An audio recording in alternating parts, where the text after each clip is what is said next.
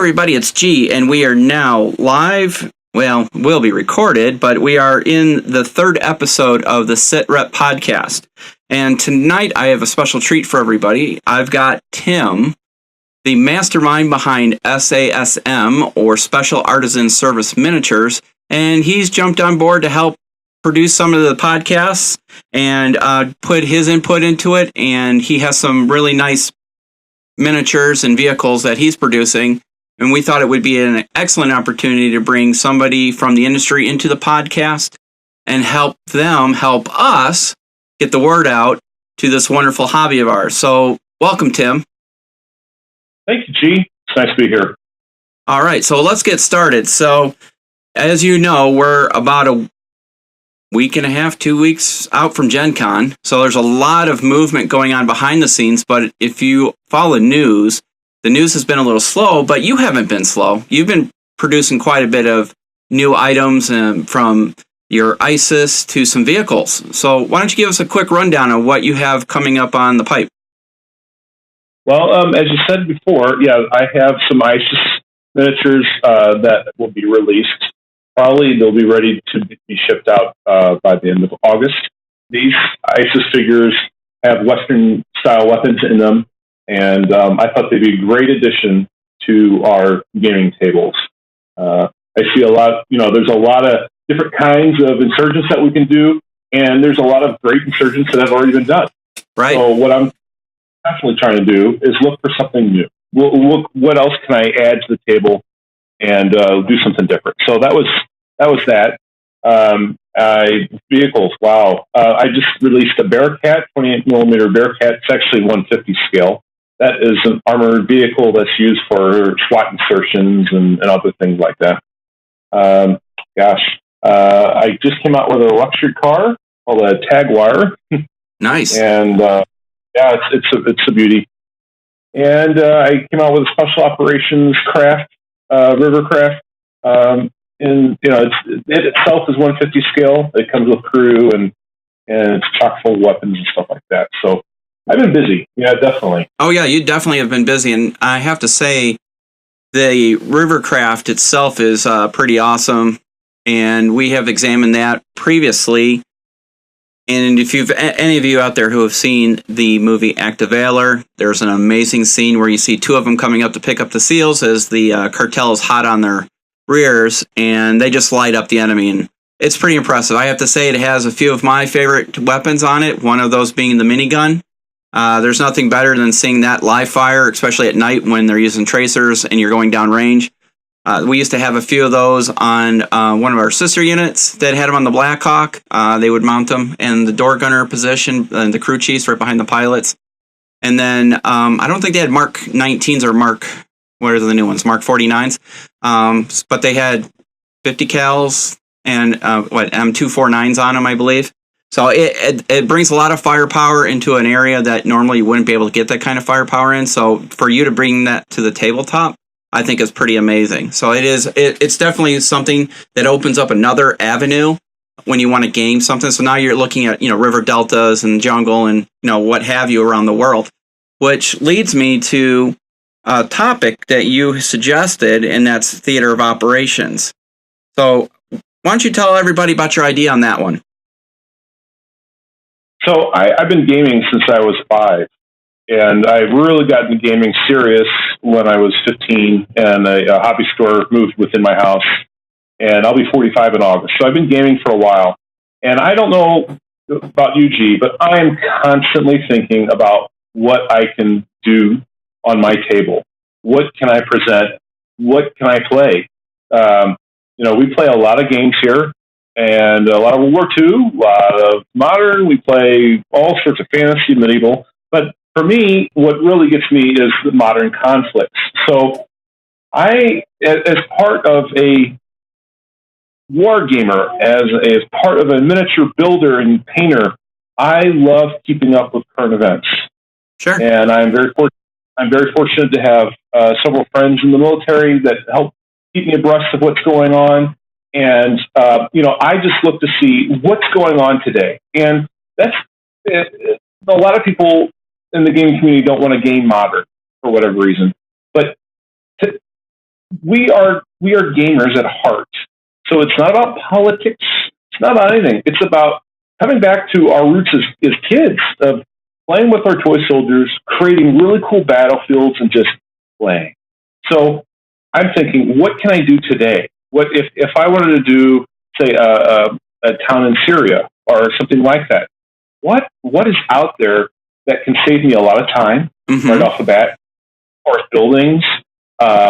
And what kind of terrain is out there that I can get to really make this table look awesome? Right. I have a modeling background, and VLS Hobbies, the Berlin and Letterman stock distributor in St. Louis, was like 5 minutes away from my house, walking distance. So as a teenager, I would go up there and I would sit in front of the glass and look at the huge dioramas that Bob Letterman did, and all of these dioramas, and I thought, oh my God. So taking that inspiration and looking at photos, looking at videos, looking at YouTube, okay, if I want to simulate an area that's been bombed out, a town, a Mideast town, okay, I'm going to need bricks. I'm going to need debris. What is out there? Well, I'm asking this, and I'm saying this to you because this is what I've been doing myself. Okay. So one of the first things to do is hit eBay and look for bricks in 1/35 scale, in 28 millimeter, in O scale, all different kinds of bricks, and seeing what is out there that could save me a lot of time and also just give me that edge up on realism.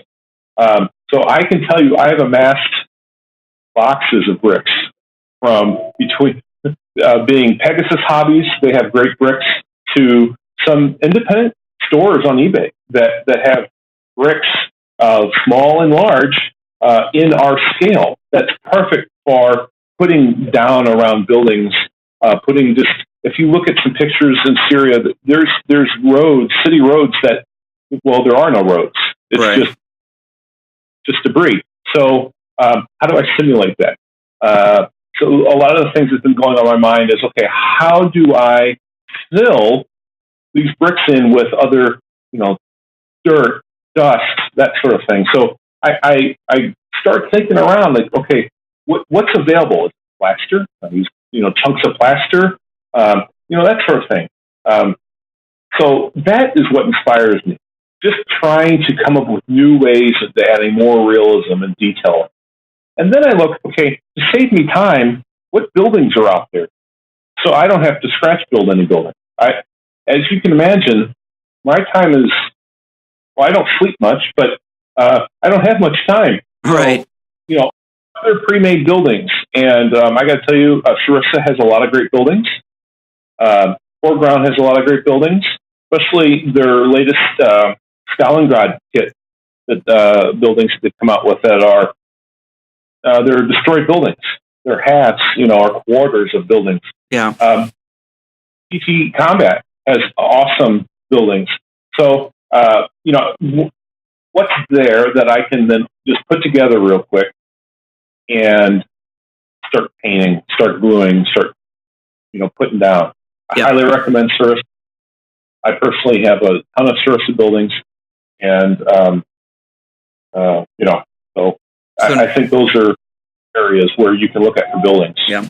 So, for us listeners and players that are on this side of the Atlantic, what are some companies you would suggest looking for terrain? I know, like Miniature Building Authority makes some really good resin pieces. They can be a tad on the pricier side, but you're paying for quality. Let's be upfront with that. You're definitely paying for really good quality. Pre-paints, some of them I believe are pre-paints, right, Tim? I think they are. Are you familiar with Miniature Building Authority?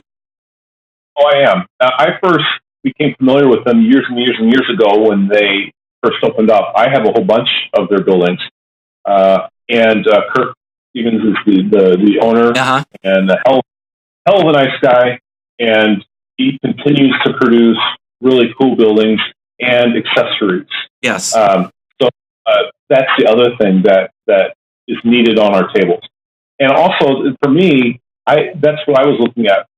from just a gaming perspective, what accessories aren't being made in our scale? So start making them. Yeah, you make water coolers and coolers, water bottles, antennas, bags, ammo cans, all sorts of stuff. And I'm always asking gamers, hey, what's missing out there? Because I can't think of everything. And thankfully, with the support that I have, people message me and say, hey, do this. This is what's needed. That sort of thing. So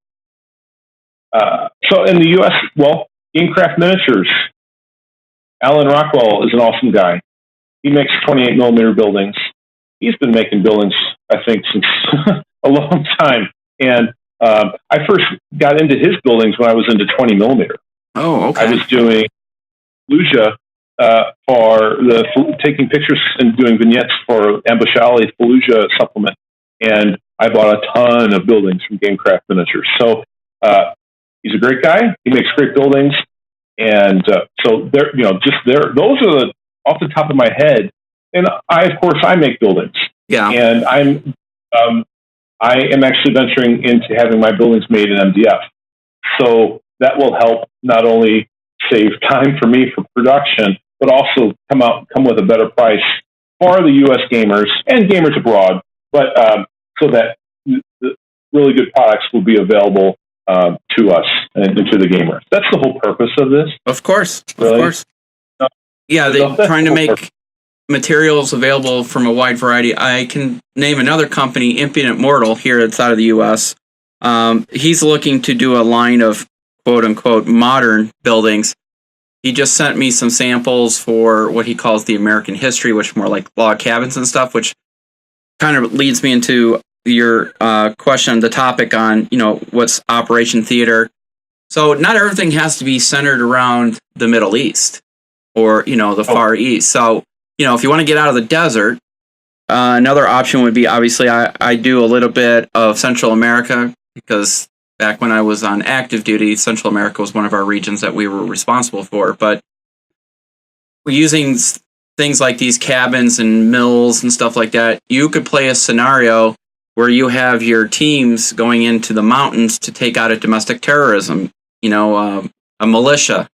So, what I'm trying to say is basically open your mind to the possibilities. It's not all going to be sent, in the Middle East and, fighting the traditional enemies we've been fighting for the last, 15 years now? So 15, 16 years.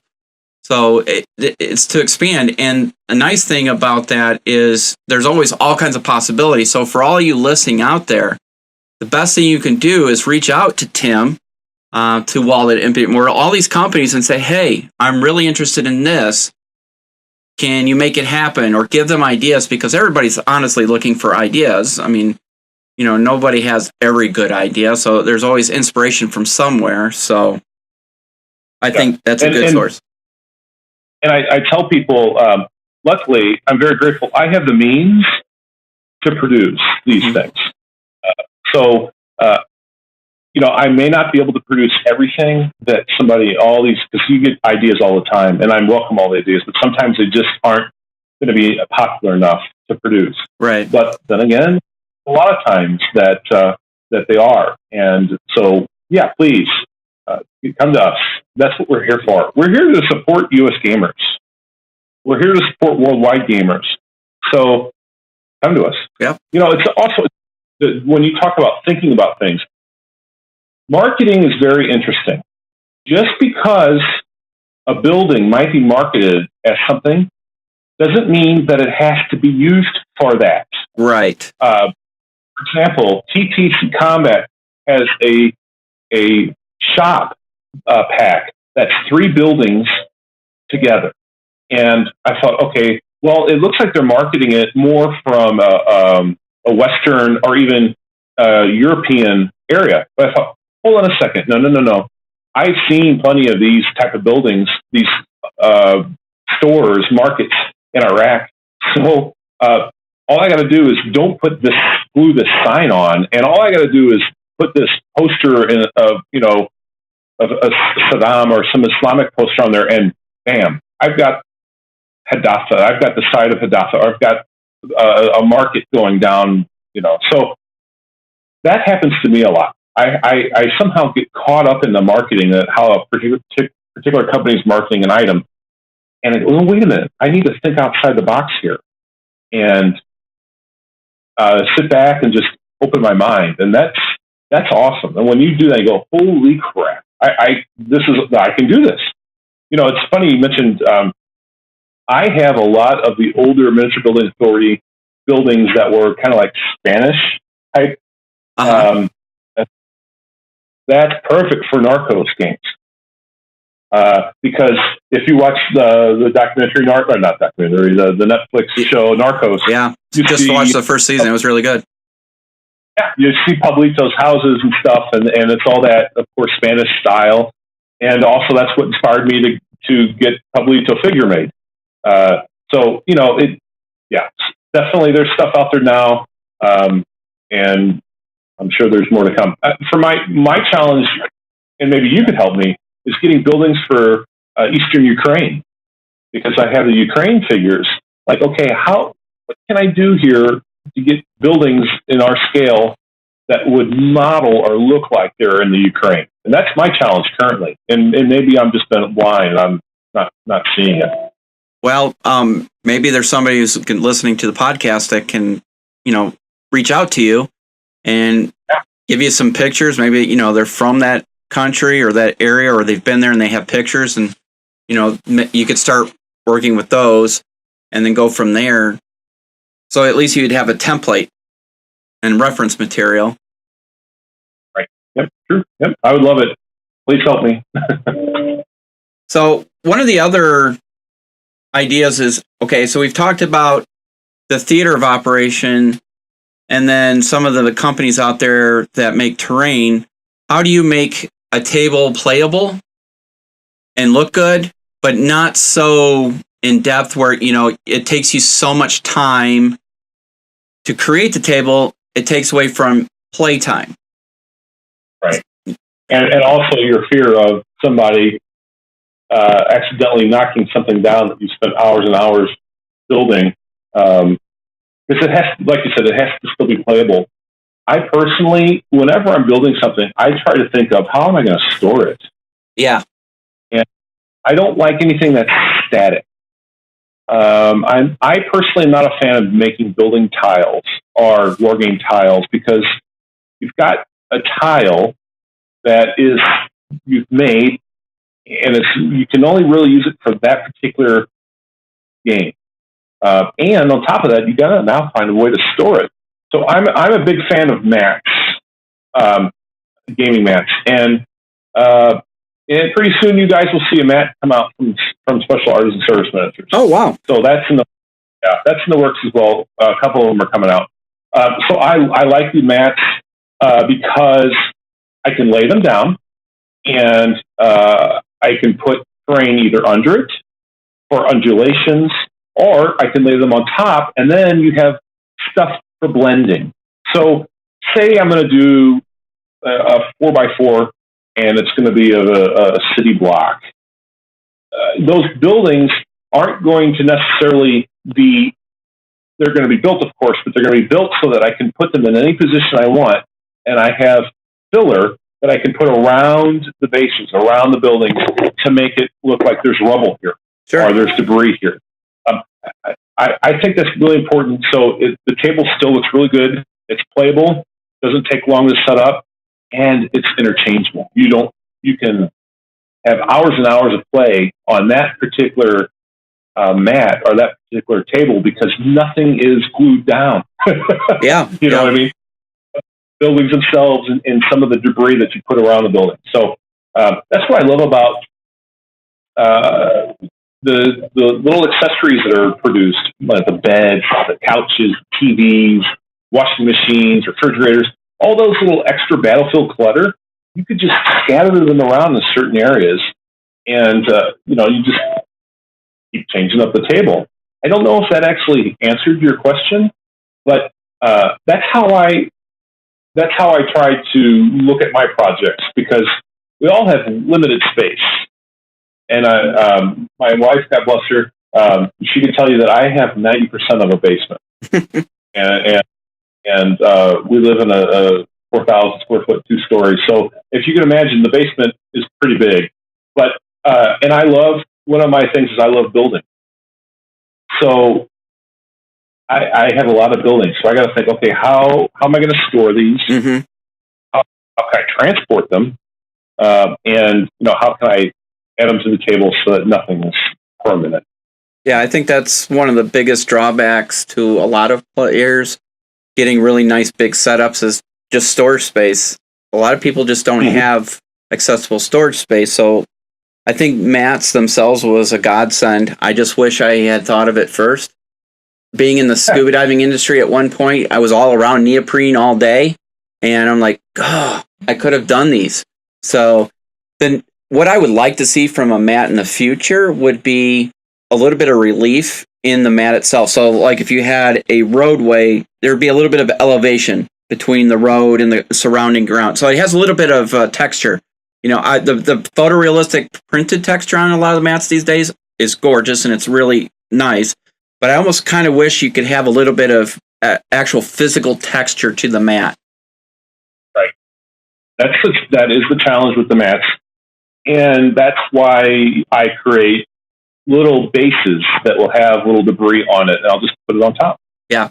I get it. And you know what? There's a company, I don't remember the name of them. I just saw a picture of one of their mats, and it was of a crossroads, of an urban city crossroads, just a street. And it was probably a 3x3. I thought, oh God, this is perfect. I'm going to get this. But they put on the mat two cars, like a car and a truck. Oh, tabletop. Oh, you just screwed this up. Yeah. In my opinion, you just screwed this up because a road doesn't necessarily have to be 3-dimensional, but to have a truck on there, it just completely. So I personally would not put any type of vehicles or any hard terrain on a mat like that. Mm-hmm. Not printed, at least. Where do you see mats going in the future? In the last 2 years or so, they have really come on from just a little green here and a little brown here to some really photorealistic mats. Where do you see the technology going in the future? Well, I got to put my shout out for Cigar Box Miniatures, Cigar Box Mats.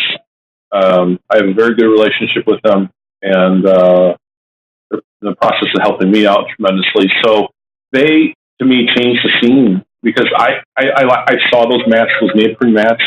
What was nice about them is that they're thick, but the problem is there's no give to them. You can't put anything under them. You can't create undulations of terrain or hills or anything really easy.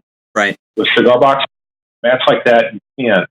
So as you've seen the evolution from cigar box mats, from the very first mats to the very latest in the Kickstarter, it looks like the future is just the technology of the photos that's being laid down and the color and the depth. It would be great if texture could be applied to it. But I think the challenge, especially with a cigar box mat or any mat that's like a fleece material, is one of the great things about it is you can roll it up, you can bunch it up, you can throw it in a box, and it's really easy to store. So when you have extra stuff on top of it, then it may not be as pliable. So I'm hoping that they just come out with more in-depth, deeper color, more shadows, more realistic. I personally am not a big fan of like trees or bushes on top of the mats. I'm more of the difference in color, the different colors of greens and browns and stuff like that. Right. Yeah, I have a couple of their mats. I have the one that's like the snow one you would use for like Frostgrave, and then I have the one with some browns and greens, and we've used that a couple times, and they are very nice. I like how they store much easier than even the neoprene mats. So for a storage solution, they work wonderful. I know I've had a few people ask me if they snag, your miniatures. I don't think so. I know some of the they have the one that's kind of almost like teddy bear furish, a little bit longer strands to it, And even that's nice. It really does simulate grass very well. So I think they're really good. And you're right. That is probably one of the next steps in terrain mats is the cigar box battle mats. Yep. I think they're tremendous. So U.S. company, it's a U.S. company. The owners are awesome. They have the same mission as we do. We just want to provide and produce good quality products for gamers. Yeah. And they've done that. They've changed it. I personally own, I was trying to count in my head, I think I have 18 of their mats. Oh, wow. So if that tells you something, and again, a lot of the marketing, that they may market a mat for a particular battle. Like, no. To me, this is like the deep, dark grounds of a jungle. And then I can add jungle terrain on top of it because now I'm simulating the jungle ground. So, you just got to use your imagination. Don't be locked into, it has to be used this way. Yeah. But shout out to them, and I can't speak highly enough. That's awesome. I know you're pressed for time, and we're coming up to the allotted time you have tonight with us. Why don't you give us how can people find you? Well, so I have a Facebook group, and it is called Special Artisan Service Miniatures. And so I have a lot of people in there. Also, my name is Tim Spakowski, Spakowski. You can find me on Facebook, and I can add you as a friend there. My store I'm going to be in the process of rebranding it, but right now it's kingshobbiesandgames.com, because I started selling other products. Okay. And then I had the idea to start a miniature company. So over time, it's slowly evolved into the brand itself. So I've been trying to get the brand out, especially from a U.S. perspective, get U.S. gamers to know that the brand is out there and that this company exists. So those are three ways that you can find me. But Facebook's one of the best, and you can always message me on Facebook as well. Perfect. So what's the website address for your store? www.kingshobbiesandgames.com. Perfect. Well, Tim, I appreciate you spending some time with us tonight talking about miniature wargaming, or modern wargaming, and we will be having you on quite often, I hope. Yep. All right. Yep, I appreciate it. I think it's a great opportunity. Thank you for this time. Okay. We will take a break, and we'll be right back. I want to be a drill instructor. I want to be a drill instructor. I want to cut off all of my hair. I want to cut off all of my hair.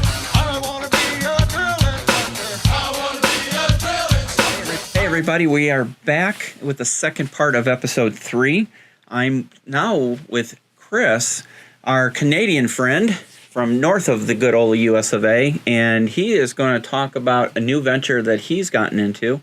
And Chris, before we start, you are the moderator of your own Facebook group. Do you want to tell everybody a little bit about it? Hi, G. Yeah, sure. I run a Facebook group called Walkabout Games, and Walkabout Games is with a Z. Or Z, wherever you're from. But I'm just starting to get into modern 28 mil for squad level gaming. I have been into modern for quite some time, but in 20 mil and 6 mil. And that's been mostly platoon to battalion size, though. So I'm looking forward to getting into some squad-based games, or spec ops, that kind of thing. Right now, I'm just waiting for my very first order of modern miniatures, and I've ordered those from a Canadian company called Full Battle Rattle, owned by a gentleman named Alex McCutcheon. And I hope I got his name right there. But I'm waiting on a few sections of Canadians, and then I will get some maybe insurgents, or I'm actually thinking about doing maybe the Ukrainian front, what if kind of like thing, or Estonia. Yeah. And a lot of our soldiers right now are in Estonia. We've got a fairly large contingent in the country. And I was thinking, maybe a what if scenario with little green men, the Russians and stuff, Right. and see what happens with that as a squad level game. And I do a lot of 20 mil in Modern, though. 3D printing my own vehicles, buildings. I love building stuff. So with the 28 mil, it's giving me more options to make full interiors of buildings and stuff like that, which sounds really cool. Yeah, it does. So what is the biggest draw for 20 mil for Modern, or even any, genre for miniature wargaming? What drew you into 20 versus the standard 28? I think it was the scale of the tables that I had available to me when I lived in apartment buildings. I wanted that detail, but I didn't want to go too small in figure size because I wanted to see their faces and see their weapons and identify what they're carrying and stuff like that. Whereas 6 mil, when you see an infantry soldier, it's kind of hard to tell what they're carrying. One stand usually represents a squad, but I wanted something in between the 15, I would say, and the 28, where I could play the larger platoon and company size games and still have a good amount of detail and the options for different kits as well. Awesome. Yeah, that's exactly why I did that. So, but 28 mil is becoming more and more popular. We're seeing more and more companies, and the variety of miniatures in 28 mil is just getting to be incredible. Like it's amazing the stuff that's come out in just the last 2 years, even. Yeah, it is pretty remarkable. It's nice to have so much choice. Now, when you say you played 6 mil for Modern, was it more vehicle based, or were you actually using stands for your platoon company size and above? Yeah, that's exactly what we were doing. We used to play a set of rules called Challenger 2.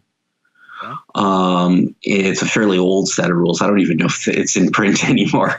But we used to play platoon and up, and we would have hundreds of vehicles on the board. And we used to play mostly 1980s, Cold War. Okay. Gone hot. And Soviet motorized divisions, tank companies, the whole 9 yards, and helicopters, artillery strikes, everything. Sweet. Any game with helicopters is good. Oh, yeah. Got to have those helicopters. Gotcha. Yeah. So what rule set are you using with your 20 mil? 20 mil, I fluctuate between, I have played a little bit of Challenger 2, but mostly right now I play Sabre Squadron. Okay. Which is done by a British company. And let's see, I've got the book in front of me right here. And it is produced. Let's see if the company name's on the inside here. It's actually Sabre Squadron that produces it. It's www.sabersquadron.com. And I use that rule system. We've also used the bolt action Modern rules that are out there that somebody's written. Oh, no kidding. Yeah, and that's been kind of enjoyable. But we're right now, our gaming group is looking for something for our squad based. Uh-huh. We've looked at Sangan, we've looked at Spectre, we've looked at the Osprey books, Black Ops. We've looked at quite a few different options, and we're still trying to decide which one we want to play. It's that balance between more realism and playability that we're having an issue with right now. Yeah. Well, have you tried Force on Force? Yes, we've played quite a bit of Force on Force. The only problem with the Force on Force is some of the newer players want their own copies of the book. Yeah, and can't get trying to find it where it's affordable is not easy. So yeah, and for anybody who doesn't know, sometimes on the Wargamers Marketplace, which is a Facebook group, you will see copies. I talked to a guy who was selling the complete set, and it was very reasonable. It was a couple $100 for the complete set, and I waited and waited, and somebody else grabbed it before I just made the decision to buy it. So I mean, I have never seen it for the price he was asking. Yeah. I that was the first set of squad based, but the individual that was teaching me how to play, he played it in 20 mil, and that's when I started playing with 20 mil was back then, and we played. What was the first game we played? Afghanistan, and it was quite entertaining. And then the next game we played was the Cold War supplement, the Cold War Gone Hot. That was a lot of fun. Yeah, I have the is it the Day of Rangers one? So I have those. It's a good system. Unfortunately, just out of print. You know, Osprey had it for a while where you could actually order a new copy, but again, it didn't last long. So I don't know if they're ever going to consider bringing it back into reprint. But I've heard rumor that Battle Group was considering moderns. Mm-hmm. And Two Fat Lardies. They've been working on a modern set since we were at Salute 2 years ago, I want to say it was. They demoed it at Salute 2 years ago. Yeah, I believe Pierce, you'll see him on the Battle Group Facebook group quite a bit. Mm-hmm. I believe he mentioned just recently that we will be seeing a modern rule system for the Battle Group system. And I think they were doing a podcast recently, and I believe they mentioned it in the podcast as well. So I'll check into that, and then I will get back to everybody about what's happening with North Hag. I think that's what it's called. Is that what they're going to call it? Yeah, I believe that's what it's called. That's awesome. So right now, what would you say your preferred theater to play in is? Because this earlier when I was talking to Tim from ASM, we were talking a lot about terrain and stuff for the, typical Mideast Afghanistan theaters. And I had brought up the possibility of expanding outside of that theater because, it's a global issue. Yeah. And you could literally go anywhere. And right now I'm working with a local to the U.S., terrain maker, MDF maker, and we're looking at making some modern terrain. I'm kind of doing the design, and then he'll make it a reality. And one of the pieces is going to be a huge centerpiece that you can play on, and it's going to be very interesting because it's a very unique piece. I want to talk about it, but I want to make sure we have the design and it works first before we get into a lot of detail, and we'll definitely bring it up on the podcast in the future. But it'll definitely open up some possibilities I don't think anybody's explored as of yet. But what would be your ideal theater or scenario that you would like to see or you could bring to the table? I think right now, I would have to say Africa. Really? I would have to say North Central Africa. Uh-huh. A lot of a lot of Canadian troops have just landed in Malawi in a peacekeeping mission there. Mm-hmm. They're taking over for the Germans right now, and we've sent over helicopters, medics, and a whole bunch of other stuff. But I think Africa is not getting a lot of play. We're seeing the Middle East. We're seeing a lot of the Middle East and Afghanistan. Yeah. But I think right now you're going to see a lot more combat in Africa. As a secondary, the one I'm working on right now, I would say a what if scenario. Mm-hmm. In different areas of the world, you could do all kinds of what if scenarios. Like mine is the Ukraine and Estonia, but I could see people doing stuff in North Korea. Yeah. I could see the Chinese and the Japanese on the Kuril Islands there. If I pronounced that right, I hope I did.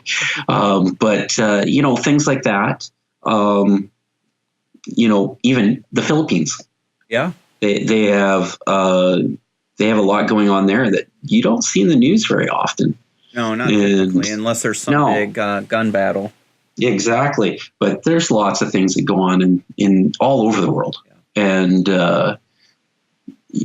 I think Africa, though, I think that's going to be the next. You're going to see lots going on in Africa. I agree. Gaming wise, I could see different kinds of buildings. You know, they have everything from in Africa, depending on which country it is. You've got everything from the old colonial type buildings still standing. You know, they're run down, they're beat up. Yeah. To modern malls. You know, just depending on where you are in Africa. So you could pretty much do anything for terrain when I think about it. But you know, a lot of the Sudan, Somalia is still a hot spot. You know, you've got troops from all over the world, and you know, doing peacekeeping and trying to keep people. You know, keeping ISIS and everybody else out of their country. And, you know, I think there's some good storylines and good backgrounds for different kinds of terrain, for sure. Oh, yeah. Have you looked into the Skirmish Africa supplement for Sanjin? I have not yet. We were really thinking about ordering that next. Only one of us has got the actual rule book. Oh, okay. It's one of my friends has got the rule book for the, but I've borrowed it a few times, and that's an in-depth rule book. Yeah, that's something we've been looking at. And you know, if we're doing a beer and pretzels night, probably that's not the rules that we're going to probably use. We'd probably use something like Osprey's Black Ops. But if we're playing a game and we're doing a campaign and it's a little bit more serious and stuff, that would be Spectre or Skirmish Sangan would be the rule set that we'd probably choose because of the detail. Yeah. I almost compare Skirmish to be almost a hybrid miniature skirmish / RPG. There's some RPG elements to it because, you know, you get really into depth into who this guy is, what his assets are, and it is a very in-depth, and there is a little bit of math involved in that game. There is. I was looking at that, my son, who's 14, he's excellent at math, and he laughs at me when we're trying to figure out the math.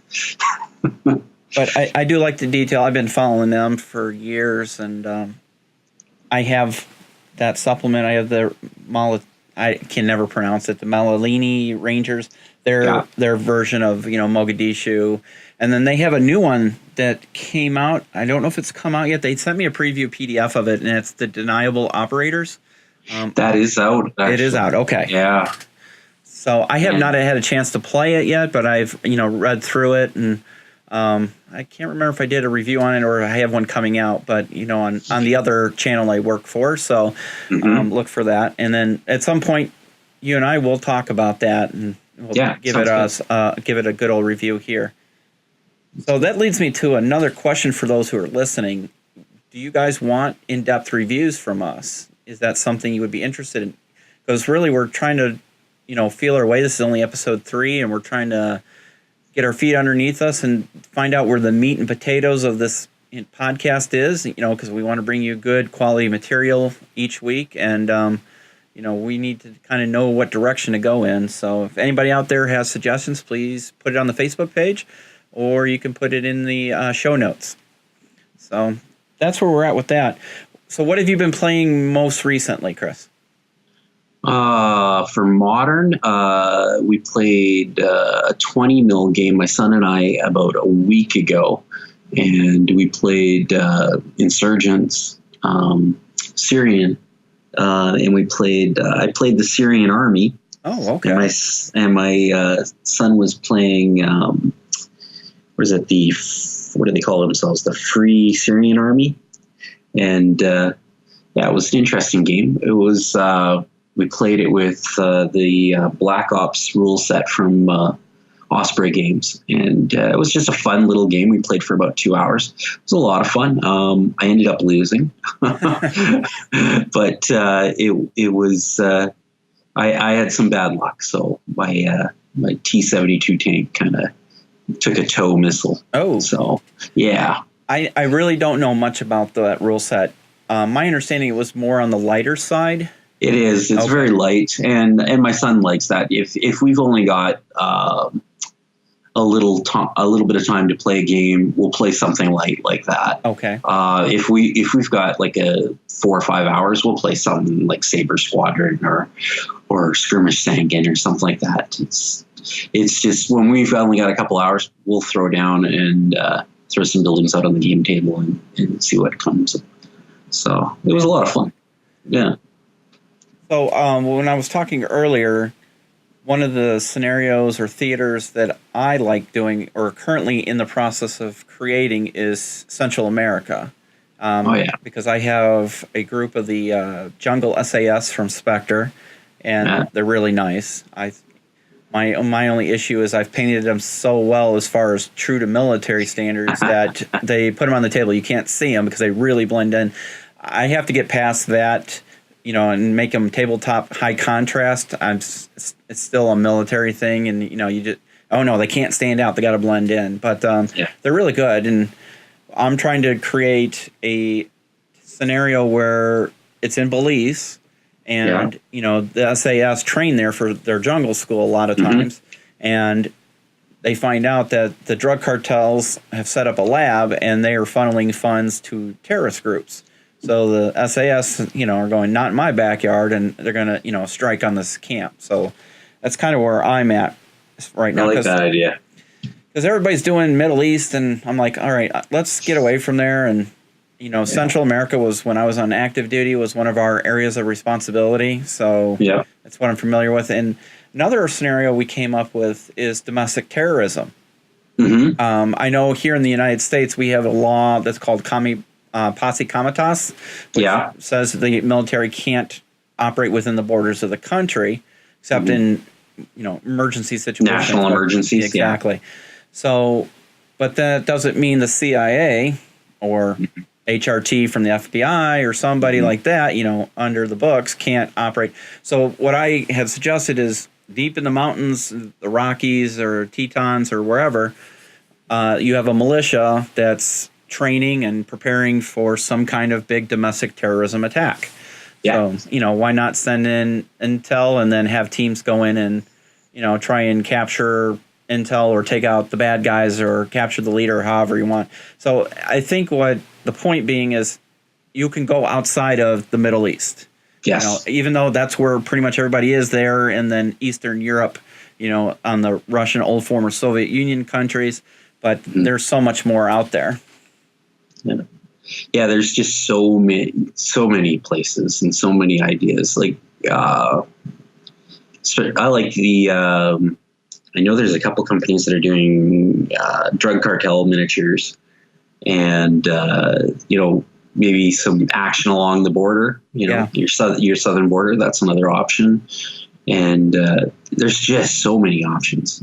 It's you could have scenarios about dirty bombs and all kinds of things. It's just the options for modern gaming are getting larger and larger as more and more companies are putting out more models. It's the variety of models now and vehicles. It's amazing how much stuff and how many scenarios you can come up with all these new models. Yeah, exactly. So, have you seen Sicario, the new Sicario movie yet? I have seen the first one. I have not seen the second one yet. Okay, neither have I. So I was hoping somebody could kind of give us a little review rundown on it. Definitely want to see it. So it looks good. And, when you're perusing the groups on Facebook, there's a new Japanese or Chinese movie coming out. I'm trying to find the page as we're talking because I don't remember exactly. Red Sea. Is that what it? Yes, thank you. Yes, Red Sea. I just posted it up on my Facebook group on Walkabout Games. That looks pretty badass, I have to say. I knew nothing about it, so it looks like it's going straight to DVD. Or is it playing in China and then they brought it to us from DVD? I got a kick out of the fact that I know they have their own version of the Humvee. Yeah. But it looked like most of them were using Western weapons. Well, that's what I kind of thought. I thought it was just a Chinese production company making an American movie. But then, Yeah. you look at it and it's obvious that it says Chinese Special Forces. So Yeah. I had Oh, no maybe idea. Maybe they're using Western weapons. It's possible. I seem to remember us back in the 90s using Eastern weapons on for some special ops groups. Oh, yeah. Yeah. Yeah, you used either sterile uniforms and equipment, or you definitely just mixed it up so they couldn't identify who you were and where you were from. Yeah. I seem to remember seeing a few of those guys when I was overseas. So it's amazing. So what drew you into modern wargaming? Because that's a question I get asked a lot. Two parts. It's what drew you into it and how can you play it? Because with all the stuff still going on, it's not like World War II, and it's very sensitive. Yeah, I've been asked that before. And I know you're a vet. I'm a vet. And I've done UN peacekeeping in the former Yugoslavia. Mm-hmm. And, a lot of my friends would go, well, why would you do that? Why would you do that? And I said, you miss the tactical part of that job. I think I did. And I liked we used to do a lot of training, and we used to do training with miniatures. And depending on, in Petawawa, we would train with miniatures. And back then we were training, for our Russian, the Warsaw Pact, because that was the end of the 80s. Yeah. The Cold War was not over yet. Yeah. And to me, you wait a day, it's now history. It's not, I know some things are still going on, like my friends are going on. Well, stuff in the Ukraine is still going on. And I'm like, well, yeah, but I get some enjoyment out of learning what's going on. Yeah. And trying to learn why this is happening and stuff like that. It's not just playing a game. It's other things. It's following along and learning why this is happening, why it's going on. It is a hard thing to describe to people if they're not vets as well, too. It's. Yeah, I know I know a lot of vets that are modern gamers and World War II gamers and whatever else, but I know a lot of vets that are modern gamers, and they get a lot of enjoyment out of it. And with me, my hobbies help with my PTSD, and it helps relax me, calms me, and that kind of thing. Oh, yeah. And, I get enjoyment out of it. And whether it's modern or ancients, I just enjoy it. And, my hobby, I've heard somebody we know mention, your hobby is your hobby. It's not anybody else's, it's yours. Exactly. Own it, and that's what I try to do. Yeah. To me, modern it's just a different genre. I mean, you could take modern and put it in World War II or, Napoleonics or, dark. It's just a skin, really. But yeah. I think for people like you and I, we have a connection to it. We have that direct connection because we've lived it. And so to us, we're not glorifying war or battle or anything. We're kind of saying this is our past, this is our living history, and this is our connection to it because we're not active in it anymore. Yeah. I don't miss the days of being in the field and having to do KP and all that stuff, I miss flying. I miss, the camaraderie, and that kind of thing. But it's it's just our way of reconnecting with something that was so much part of everybody's lives at some point, whether you were in for 3 years, 5 years, 10, 20, whatever it may be. So, I don't think anybody's looking at it to glorify some things that have happened that, are still fresh in a lot of people's minds. And for some of it, it's a learning experience because, I didn't go to Afghanistan, but I can learn, how the tactics work, what the environment was. Mm-hmm. You're just reliving history and what ifs. So yeah, that's exactly it for me too. It's I miss it. What last weekend, we have a local reserve unit here in our town, the Rocky Mountain Rangers, and they were at an event called we call Summerfest, and they were, you can see the kids trying on the gear. Mm-hmm. And I went up and started talking to the young soldiers and telling my experiences, and then they said, do you want to pick up this Carl G for old time's sake? And so I did. I picked up the Carl G, and I hadn't picked that up in over 20 something years. Yeah. The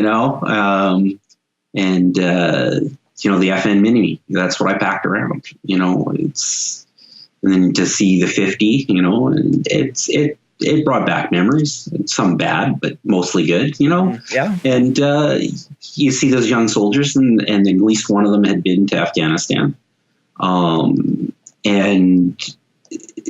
the comradeship is there still, the stories, telling all these things, the experiences and stuff like that. They're all the same. Yeah, most definitely. I'm looking forward to getting these 28 mil miniatures. The only thing I'm not looking forward to with these miniatures right now is painting our camouflage, CAD digital camouflage. Really? Yeah, I've been practicing with some old miniatures that are just kind of laying around. They're not modern or anything, but I'm just practicing on the miniatures and seeing how, this is going to work. And it's, I'm going to have the same problem you are. I want to paint it realistic, but in the Canadian Armed Forces, they call CAD some people call it the relish.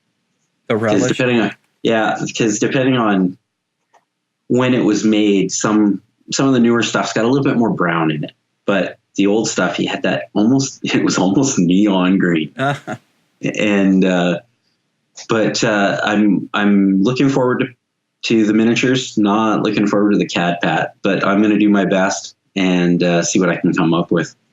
Yeah, I don't enjoy painting the camo. It's not easy. I almost wish for good old olive drab. Yeah. Because I know when I got to the 82nd back in, when did I go to 87? We were issued one pair of OG 107s. So the good old slant pocket Vietnam fatigues. Yeah. So we were allowed to wear those as duty. And I tell you what, I can remember being at Fort Leonard Wood and seeing a couple guys there from the 82nd, and they were wearing their OGs with their jungle boots and their red beret, their maroon beret. And it's like, yep, that's what I want to do. So it was nice to stand out. And boy, when you're painting miniatures, that's great. When you're painting, multicam or whatever cam, it's a lot of work. It makes it a lot of work. But that's the nice thing about 28 mil. You're not painting 100 minis. No. At the most, I think I'm going to be painting about 30, 32 Canadians. And that's a lot. Yeah. When it comes down to it, after a while, your eyes go cross-eyed. And yeah, I'm trying to come up with an easy scheme that looks good and, less trouble, But, and I'm doing the forest camo. I'm not going to do our stuff from Afghanistan. Oh, wow. I know when I think the first few years the Canadian soldiers were in Afghanistan, it was all the forest stuff. We had no desert CAD. Oh, wow. I remember my friends in the PPCLI going, we're still wearing forest green in Afghanistan, so. Yeah. Awesome. But yeah. So that brings us up to about the end of this episode. Yeah. Looking at the clock here, we want to try and keep them right around an hour so we don't start losing people as they nod off from us. We don't need that. No, we definitely don't need that. So kind of have to start thinking about some ideas for the next one. I got a few. Okay, awesome. I'll send you some messages and we'll talk about it. Fantastic. And for you all listening, keep tuned in. Watch for some announcements. There might be a live show coming up here soon. I got to tell Chris he doesn't know it yet. So keep us in mind. Shout out to us, pass us around to your friends. Click that like, subscribe on the YouTube channel. Recommend them to the Facebook page. Also send them over to the Walkabout Games page for Chris. It's an excellent page. He puts out a lot of good material. I actually steal some of his stuff when I write for my other site. So it's always a good time. And we will catch you guys on the next episode. And as we like to say, RTB, return to base, and we will see you later. Bye, everybody.